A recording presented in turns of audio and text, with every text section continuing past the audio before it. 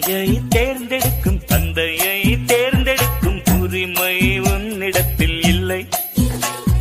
முகத்தை தேர்ந்தெடுக்கும் நிறத்தை தேர்ந்தெடுக்கும் உரிமை உன்னிடத்தில் இல்லை. பிறப்பை தேர்ந்தெடுக்கும் இறப்பை